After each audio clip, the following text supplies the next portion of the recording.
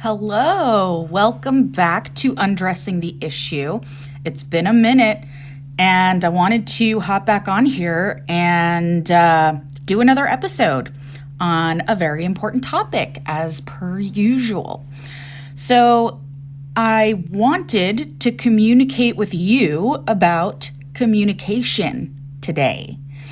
So oftentimes when people are asked, what makes relationships work, one of the first things they come out with is communication, trust, communication, mutual respect, those kinds of things. But communication is usually in that list.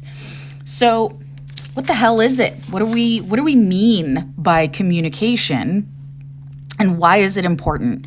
So it's not just about how to communicate with your partner, how to let your partner know you love them, or how to express some type of upset or negative emotion.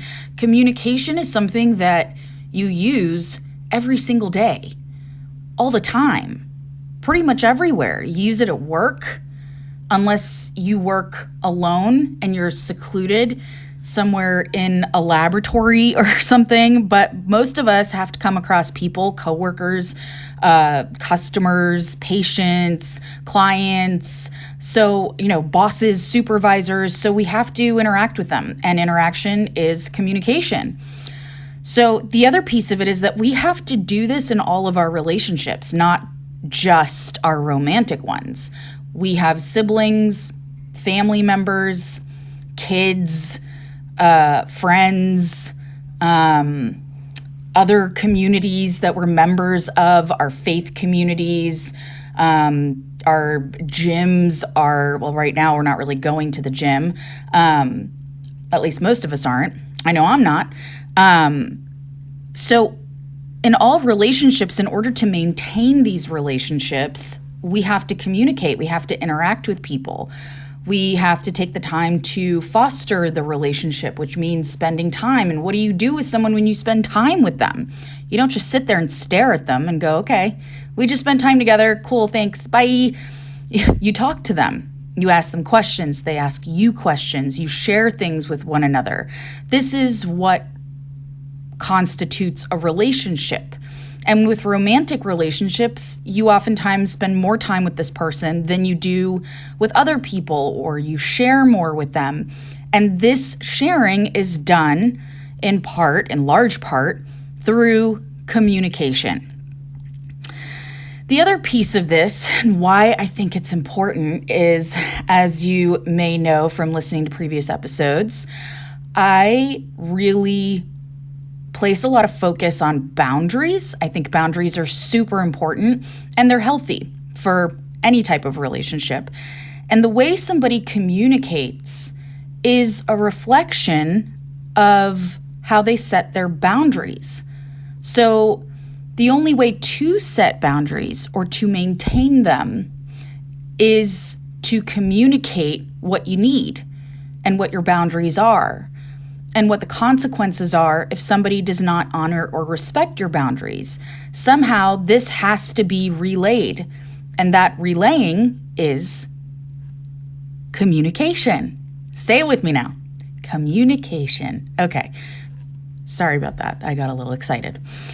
So it's interesting because I have a lot of clients who come to me who say, I'm a bad communicator. I have problems with communication.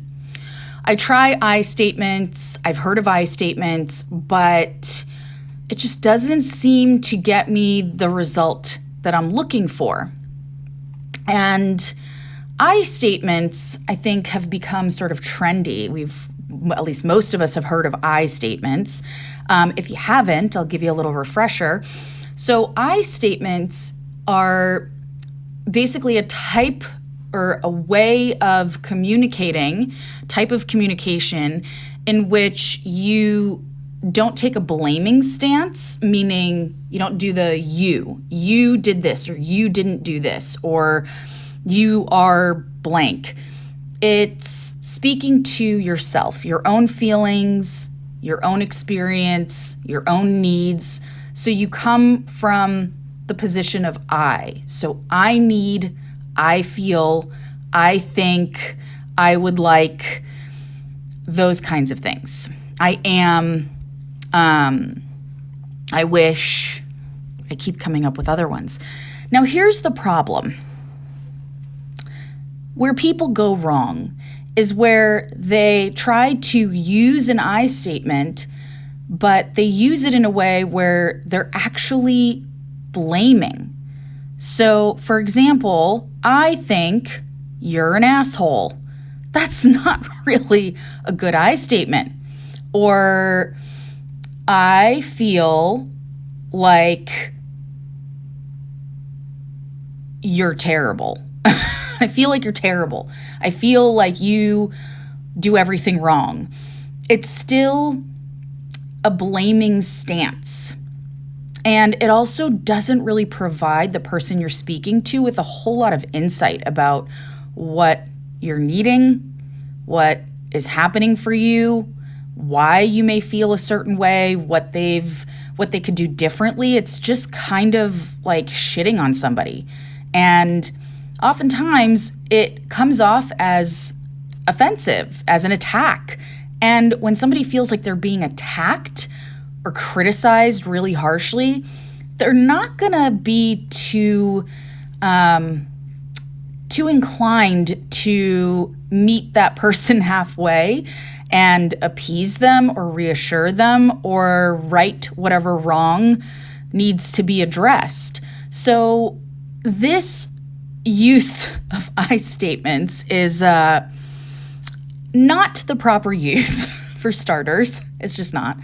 But it's also still doing the same thing that using a you statement does, which is blaming, finger pointing, and also not really speaking from the heart.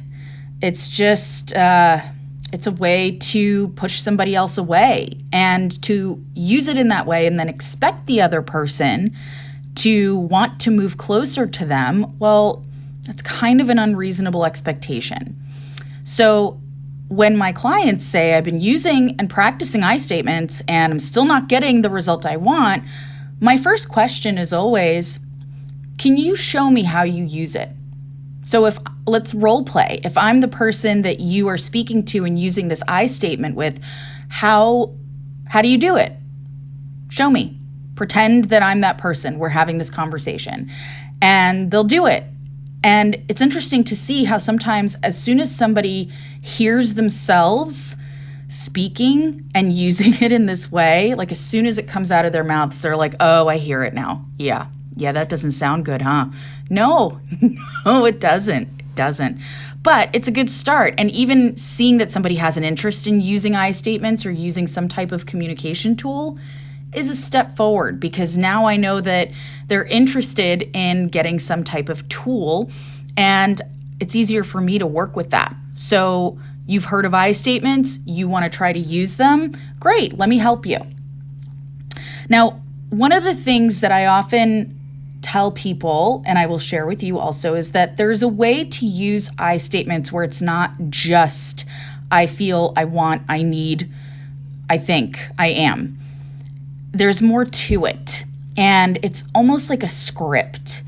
So the script is something along the lines of, I feel blank when blank, and what I need is blank.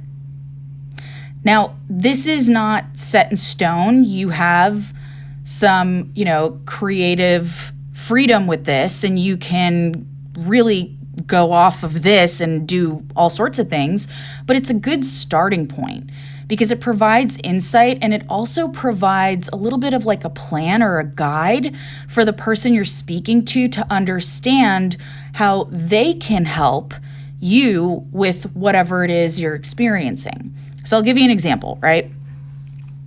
So take the person who tried to use the I statement and use it by saying, I think you're an asshole. Okay. So what happened to make that person feel like their partner was an asshole was that their Communication, meaning how they stayed in touch when they were apart, when their partner was at work or they were at work, was something that's always been sort of a source of tension in the relationship. And they kind of felt like it was a one-way street. They were the ones who were making more effort to reach out and to stay connected, and their partner was making a lot less and rarely took the initiative. And it felt really selfish to them, and they felt uncared for. And when they tried to bring it up of, I thought we talked about this, I would like to see you, actually make an effort and reach out to me more often, they were met with, you're so needy. It was kind of dismissed. And this was even more hurtful. Now we've got 2 injuries to tend to. So here is the script for that particular person, just as an example for you, is I feel unloved, unimportant, and forgotten when I am the one who always has to initiate connecting with you when we're apart. And what I need is to see more of a balance in who initiates the connecting through, our gadgets, our phones, and, text messaging or calling or FaceTiming or whatever.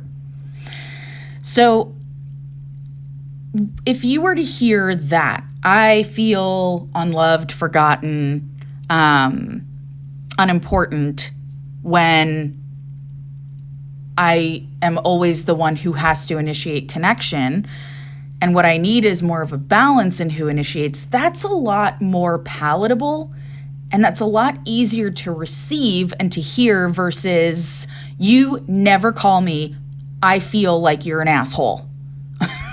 Well, okay.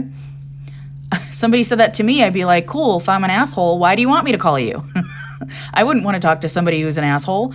So that's one script. Now you can take this and run with it, and really you can add on, you can adjust it. You can say, I feel unloved or unimportant, and you can even cut out the when and just go right into what I need or what I would like. I feel unloved and unimportant, and something that would help me with this in our relationship is to see an effort from you in various ways, in your own way, whatever you feel comfortable doing, that would demonstrate to me that you're taking initiative and that you're thinking of me and that you have taken the time to do something to make me feel special. This kind of ties into love languages. So for some people, feeling special is needing that communication and words of affirmation. For other people, they don't need the words at all. And let's say there's somebody who has a love language that consists of acts of service. So for them, they might say, well, I made sure to pay all the bills ahead of time, and I go to work and I made it a point to clean the kitchen before I left for work. And I also took your car and filled it up with gas before I went to bed last night, and for them, that's their way of showing love and care and consideration, but they may not have said 2 words to their partner through all of that. But to them, because it's not their love language, they didn't feel a need to do so. They felt like I'm doing all these things and I'm doing them because I love this person and that's how I show it. So everybody's different, but part of this exercise is to get a basic tool around expressing how you receive love, how you experience different interactions, and what you're needing. But we're all different. And even in having to put it into the script, like I feel blank when blank and what I need is blank, taking the time to do so and slowing down to think about it is a measure in itself to prevent somebody from just sort of spouting off and potentially saying things that are hurtful that maybe they didn't intend to say. So it's a good exercise. Some people do it a little bit differently. Some people do They do the I feel blank when blank, and the story I create about it is blank, meaning they start speaking to their own wounds and traumas and potentially insecurities. So they're really divulging a lot of personal information and sharing a lot of insight with whoever they're speaking to and using this script with.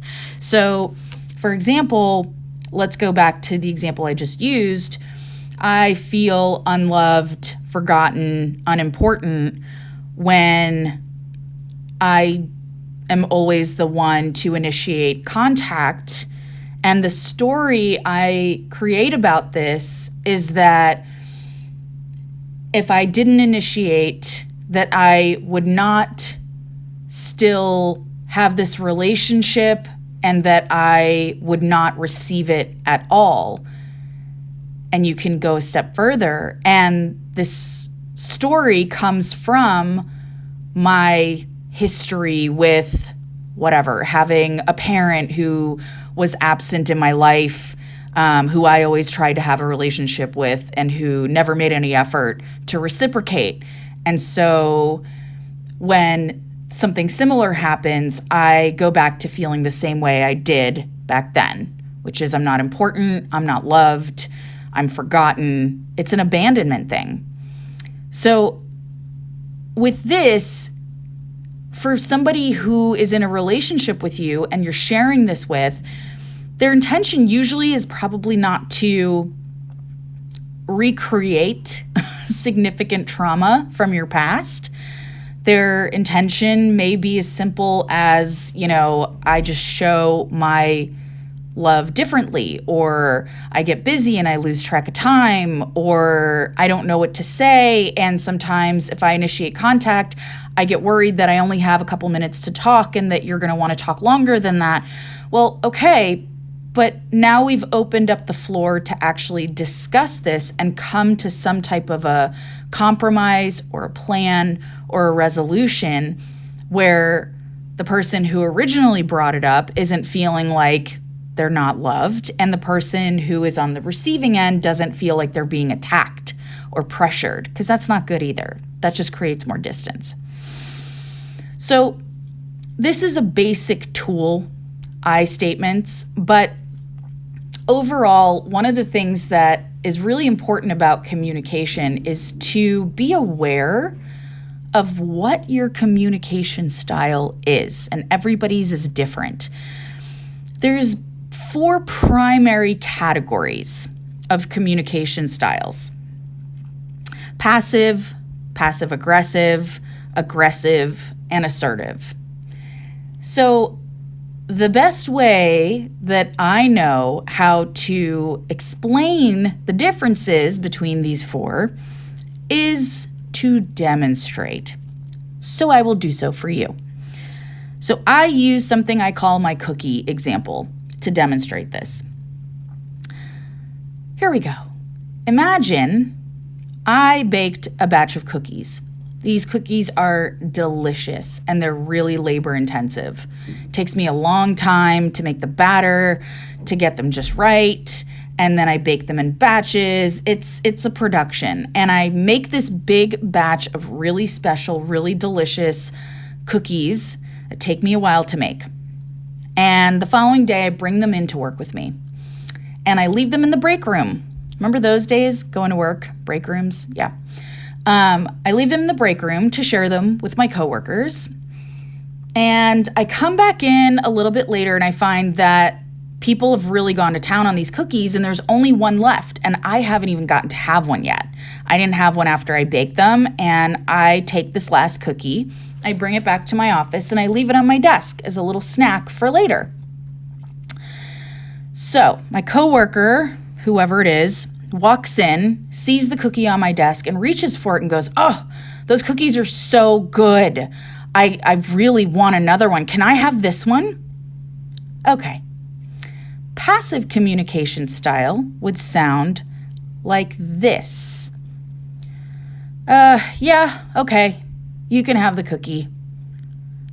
So I'm not actually being honest about what I need, what I want. I do want that cookie. I don't want to give it up.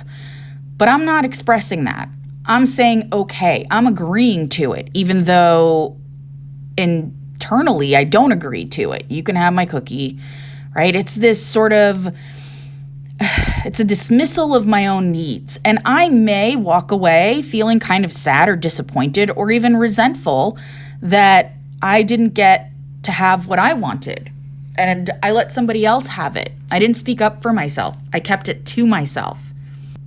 This type of communication style results in a person putting others' needs before their own. This is somebody who may be a people pleaser, a caregiver, somebody who just is not accustomed to speaking up for themselves, for what they want. And sometimes it can lead to that building up so much resentment that they can only do it for so long and eventually they explode. And it's coming from them not communicating what they want or need for such a long time.